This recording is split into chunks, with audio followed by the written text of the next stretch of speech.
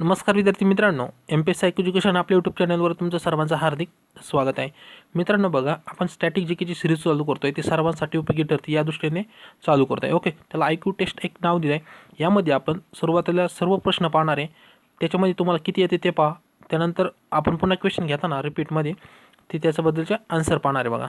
Okay, त्याच्यामुळे तुम्हाला जास्तीत जास्त अभ्यास याद्वारे होणार आहे. तर ही सिरीज कशी वाटते ती कमेंट करून नक्की सांगा. जर व्हिडिओ आवडला तर व्हिडिओला नक्की लाईक करा. ओके, चला सुरू करू. तर बघा, पहिला क्वेश्चन आहे, महाराष्ट्रातील कोणता प्रदेश हा तलावांचा प्रदेश म्हणून ओळखला जातो? त्यानंतर दुसरा बघा, लावी जत्रा भारतातील कोणत्या राज्यात भरते? त्यानंतर तिसरा क्वेश्चन आहे बघा, पनिहारी भारतातील कोणत्या राज्याचे लोकनृत्य आहे? चौथा क्वेश्चन बघा, कांचनगंगा राष्ट्रीय उद्यान कोणत्या भारतीय राज्यात आहे? कोणत्या राज्यामध्ये आपल्याला विचारलं आहे? त्यानंतर बघा, महाराष्ट्रातील कोणत्या जिल्ह्यात साक्षरतेचे प्रमाण सर्वात कमी आहे? त्यानंतर भारतातील कोणत्या राज्यात ओझापाली नृत्य केले जाते किंवा सादर केले जाते? त्यानंतर पुढचा क्वेश्चन बघा, हिमालयाच्या रोहतांग खिंडीनजीक कोणत्या नदीचा उगम आहे? त्याचा पुढचा क्वेश्चन, फेकरी हा औष्णिक विद्युत प्रकल्प कोणत्या जिल्ह्यामध्ये आहे? महाराष्ट्रामध्ये कोणत्या जिल्ह्यामध्ये आहे? त्यानंतर पुढचा क्वेश्चन बघा, कोणत्या राज्याला मसाले यांचा बगीचा म्हणतात? जे मसाले असतात बघा त्यांचा बगीचा म्हणतात, असं कोणते राज्य ते विचारले. त्यानंतर गुलाबी क्रांती कशाशी संबंधित आहे? तुम्हाला सर्वांना माहिती, जी विविध क्रांती आहे बघा कृषीच्या संबंधित, त्याच्यातली गुलाबी क्रांती बघा कशाशी संबंधित आहे. त्यानंतर भारतातील सर्वात जास्त चहा कोठे पिकवला जातो? त्यानंतर पुढचा क्वेश्चन बघा, भारतात कोणत्या मृदेचा विस्तार हा सर्वाधिक क्षेत्रफळात आहे? त्यानंतर कोणते अभयारण्य हे रायनो म्हणजे गेंडे दुसरं नाव त्याला साठी ओळखले जाते? त्यानंतर पुढचा क्वेश्चन, भारतात चंदन वृक्ष सर्वाधिक कोठे आढळतात? चंदन वृक्ष सर्वांना माहीत असेल ते कोणत्या राज्यामध्ये आढळतात? त्यानंतर भारतातील सर्वात पाऊस कोणत्या ठिकाणी रेकॉर्ड केला गेला आहे? म्हणजे आत्तापर्यंत बघा जो जास्त पाऊस पडतो बघा, ओके, त्याच्यामध्ये कोणतं असं ठिकाण आहे की त्या ठिकाणी सर्वात जास्त पाऊस रेकॉर्ड केला गेला आहे? त्यानंतर एल निनो या शाब्दिक अर्थ काय? बघा, ज्यावेळी आपण बघा समुद्रशास्त्र हा जागतिक वादळाचा अभ्यास करतो किंवा ओके भारतीय म्हणतो ना, भारताच्या माणसांवर परिणाम करणार एल निनो आणि एक ला निनो आहे बघा, त्याच्यामधला एल निनो या शाब्दिक अर्थ काय आहे? त्यानंतर पुढचं बघा, जून महिन्यात मान्सून आहे बघा, त्याचं आगमन कोठून होते? म्हणजे कोणत्या राज्यांचं तिथून आगमन होते? त्यानंतर भारतातील वाळवंटातील प्रमुख नदी कोणती आहे किंवा कोणती नदी ही वाहते? त्यानंतर पुढचा क्वेश्चन, प्रायद्वीप पठारावर कोणत्या 3 नद्यांचा उगम हा अमरकंटक येथे होतो? इथं काय विचारलं आहे आपल्याला? कोणत्या 3 नद्या विचारल्यात आणि त्यांचा उगम हा अमरकंटक या ठिकाणी झालेला आहे. त्यानंतर पुढचा क्वेश्चन, पठारावरून कोणती नदी निघते आणि ती गंगा नदीला येऊन मिळते? म्हणजे बघा, जे प्रायद्वीप पठार आहे बघा भारताचं, त्यामधून एक नदी निघते आणि ती डायरेक्ट गंगा नदीला येऊन मिळते. त्यानंतर पुढचा क्वेश्चन, कोणत्या नदीला पार हिमालय म्हणतात तसेच तिचा उगम हा भारताबाहेर असून ती हिमाचल प्रदेशातून वाहते? म्हणजे अशा कोणत्या नदीचा उगम हा पार हिमालय म्हणजे हिमालयाच्या बाहेर झाला आहे, ओके, आणि ती हिमाचल प्रदेशमधून वाहत भारतातून जाते. त्यानंतर कपिली नदी कोणत्या नदीची उपनदी आहे? आपल्याला काय विचारलं आहे? कपिली नदी कोणत्या नदीची उपनदी हे विचारलं आहे. त्यानंतर काश्मीरला बघा इतर भारताशी जोडणारा मुख्य घाट कोणता आहे? इथं काय विचारलं आहे? काश्मीर आहे बघा, आणि जो इतर जो इंटर पार्ट आहे बघा भारताचा, काश्मीर प्लस इतर, तर त्यांच्यामध्ये संबंधात एक प्रमुख घाट आहे, ते कोणता घाट आहे? त्यानंतर तवा नदी बघा कोणत्या नदीची उपनदी आहे? तवा नदी सर्वांना माहीत असेल ते कोणत्या नदीची उपनदी आहे, ओके. त्यानंतर भारतातील सर्वात कमी पाऊस कोणत्या ठिकाणी पडतो हे पण विचारले, ओके. तुम्हाला समजलं. आता तुम्हाला बरेच क्वेश्चन याच्यातले आले असतील, आपण आता रिव्हिजन आहे बघा ती आपण करू, म्हणजे जेणेकरून तुम्हाला किती बरोबर आहे ते नक्की पहा. तर बघा, पहिला क्वेश्चन काय आहे, महाराष्ट्रातील कोणता प्रदेश हा तलावांचा प्रदेश म्हणून ओळखला जातो? तुम्हाला सर्वांना माहिती तलावाचा प्रदेश कोणत्या प्रदेशाला ओळखला जातो?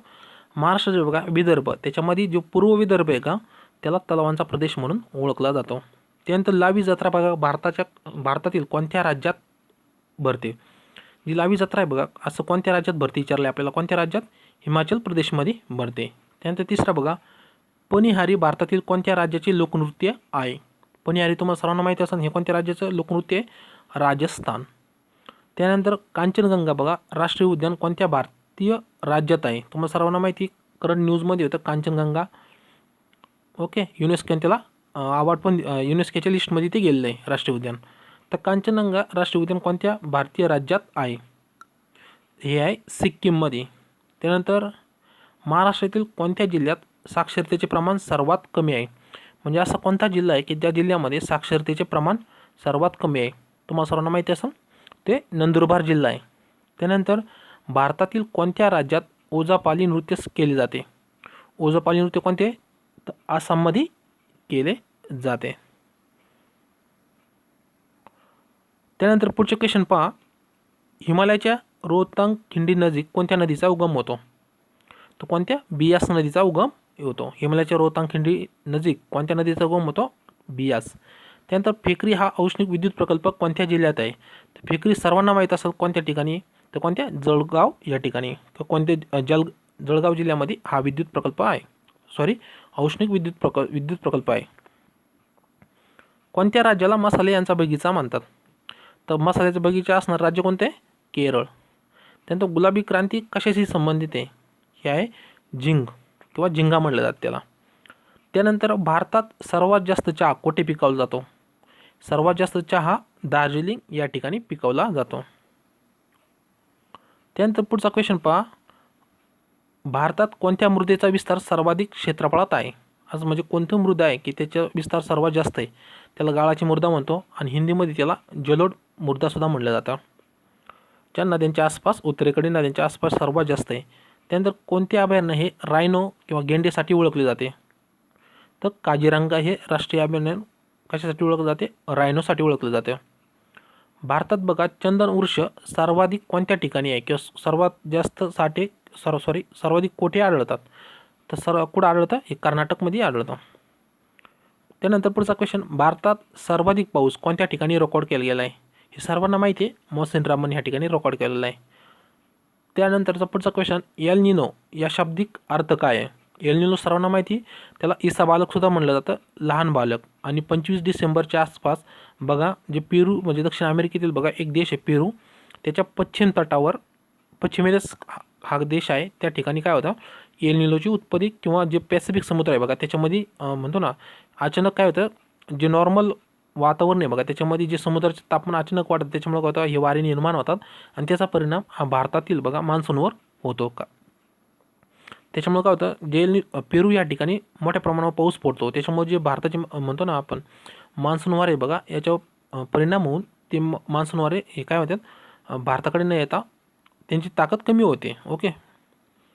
त्यानंतर बघा पुढचा क्वेश्चन. एल निनो आणि ला निनोवर बघा आपण हा सेपरेट व्हिडिओ बनवला आहे, जर तुम्हाला पाहिजे असेल तर नक्की प्लेलिस्टमध्ये तुम्हाला वर्ल्ड जिओग्राफीच्या भेटेल. त्यानंतर पुढचा क्वेश्चन बघा. जून महिन्यात मान्सूनचे आगमन कोठे होते? म्हणजे जून महिना माहिती आहे सर्वांना आपल्याला भारतामध्ये पाऊस येतो बघा, ते कोणत्या राज्यातून येतं? कर्नाटक व केरळमधून येतं. त्यानंतर भारतीय वाळवंटातील प्रमुख कोणती नदी आहे? तर एकमेव नदी ती लुनी नदी. त्यानंतर बघा पुढचा क्वेश्चन. प्रायद्वीप पठारावर कोणत्या 3 नद्यांचा उगम हा अमरकंटक येथे झाला आहे? तर 3 नद्यांचा उगम हा अमरकंटक किंवा प्रायद्वीप पठारावर झाला आहे. प्रायद्वीप पठारावरचं जे अमरकंटक आहे बघा त्या ठिकाणी झालं आहे. कोणत्या? एक सोन नदी आहे, दुसरी नर्मदा आणि महानदी म्हटलं जातं तिला. ओके. जी याच्या जाती बंगालच्या उपसागरात जाते आणि बाकीच्या 2 नद्या एक वर गंगा नदीला जाती आणि एक इकडं अरबी समुद्रात जाती नर्मदा नदी. ओके. त्यानंतर बघा पठारावरून कोणती नदी निघते? ती गंगा नदीला येऊन मिळते. तुम्हाला मी आत्ताच सांगितलं अमरकंटक येथे 3 नद्यांचा उगम होतो, एक सोन नदी, एक महानदी आणि एक नर्मदा नदी. नर्मदा नदी ही अरबी समुद्रात जाते, महानदी ही बंगालच्या उपसागरात जाते आणि जी सोन नदी बघा ती वर गंगा नदीला जाऊन भेटते. तर पठारावरून कोणती नदी निघते? ती गंगा नदीला येऊन भेटते, ती ही सोन नदी. किंवा ह्या 3 नद्यांचा उगम कोणत्या ठिकाणी झाला आहे? हा क्वेश्चन जर आला तर अमरकंटक येथे झाला आहे. त्यानंतर पठारावरून ओके. त्यानंतर पुढचा बघा. कोणत्या नदीला पार हिमालय म्हणतात? तसे तिचा उगम हा भारताबाहेर असून ती हिमाचल प्रदेशातून वाहत जाते. तर कोणती नदी असे विचारले आपल्याला? तर सतलज नदी. त्यानंतर पुढचा क्वेश्चन बघा. कपिली नदी कोणत्या नदीची उपनदी आहे? सर्वांना माहिती ही ब्रह्मपुत्रा नदी बघा तिची उपनदी कपिली नदी आहे. त्यानंतर पुढचा क्वेश्चन. काश्मीरला इतर भारताशी जोडणारा जो मुख्य घाट आहे तो कोणता घाट आहे? तर हा बनिहाल घाट आहे. त्यानंतर बघा, तवा नदी कोणत्या नदीची उपनदी आहे? ती नर्मदा नदीची उपनदी आहे. आणि भारतातील कोणत्या ठिकाणी सर्वाधिक कमी पाऊस पडतो? हा सर्वांना माहिती आहे, लेह या ठिकाणी काय होतं, सर्वाधिक कमी पाऊस पडतो. तर मित्रांनो बघा, ही जी सिरीज आपण पाहिली, ओके, स्टॅटिक जी के IQ टेस्ट, असे आपण आज याच्यामध्ये आपण 25 ते 30 क्वेश्चन आणले. यापुढे आपण 100 किंवा 200 क्वेश्चनची सिरीज आणणार आहे, किंवा 400-500 क्वेश्चनची सिरीज आणणार आहे.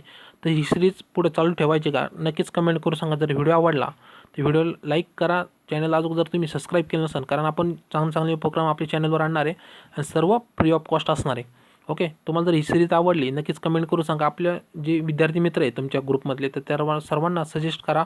आणि तुमच्या सर्वांच्या चॅनल अजून सबस्क्राईब केलं नसेल तर नक्की सबस्क्राईब करा, कारण आपण असे चांगले उपक्रम आपल्या चॅनलवर आणणार आहे. ओके, तर ही सिरीज कशी वाटली नक्कीच कमेंट करून सांगा. भेटूया पुढच्या व्हिडिओमध्ये. तोपर्यंत सर्वांना जय हिंद, जय महाराष्ट्र.